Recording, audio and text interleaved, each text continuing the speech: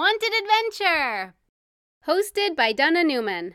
Brand names used in everyday conversation in Germany and the US. In both Germany and the US, I have noticed that for some items, when talking about those items in conversation, instead of using the generic word for the item, sometimes the item is called by a particular brand name. For example, the tissue. In the US, I have heard tissues referred to as tissues, but I have also heard some people in the US refer to tissues by the brand name Kleenex.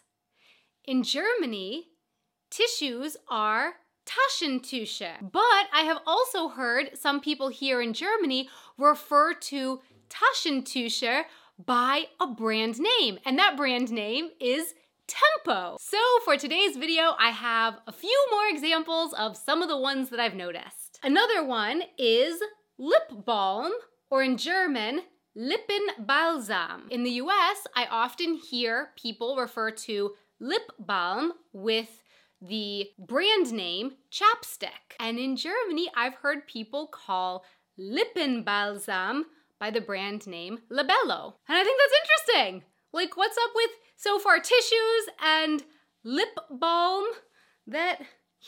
Why do people in both countries seem to use the brand name for these products? Rollerblade, so the actual thing like the rollerblades, or going rollerblading. So in both Germany and the US, I've heard rollerblade, that one brand used. So in both countries, it's the same brand that I've heard. In both countries, actually the generic term for it is the same as well, inline skates. Another one I've noticed is for the cotton swab. In German, Wattestäbchen. In both Germany and the US, again, the same brand, I've heard the cotton swab referred to as Q-tip. In Germany and the US, tape, Klebeband auf Deutsch, is another one. In the US, I've heard lots of people refer to tape, not just as tape, but as Scotch tape.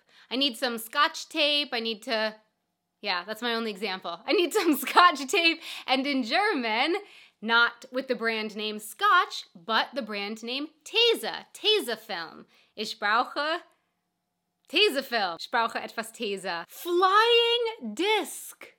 The flying disc. I don't know if I have ever called it a flying disc. Yes, flying disc is the generic term in English for a Frisbee.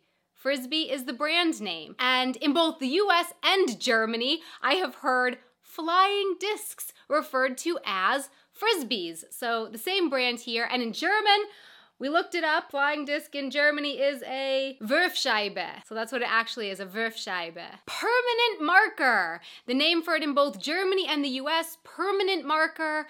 But in the US, I have also heard people refer to it as a Sharpie or a Sharpie marker, which is the brand name, Sharpie. And in Germany, I have heard people refer to the permanent marker as an Edding, which is the brand name. And yeah, I just find it really interesting, like, why do these items get used with the brand names in both the US and Germany? Is this just total coincidence? Or is there something about these items that lends them to being used with the brand name in everyday speech? Yeah, I just find it really fascinating. Korrekturflüssigkeit, correction fluid, is another one.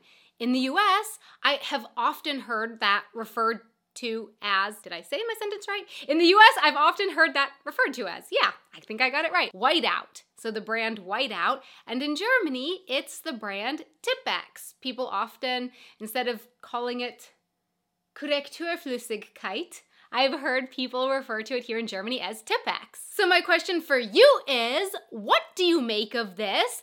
And what brand names have you noticed being used in everyday speech in the US, in Germany, in any other country around the world? Please let me know in the comments below. Thanks so much for watching. I'll see you in tomorrow's video where I'm talking about a few ways that I've noticed my English has changed while living here in Germany.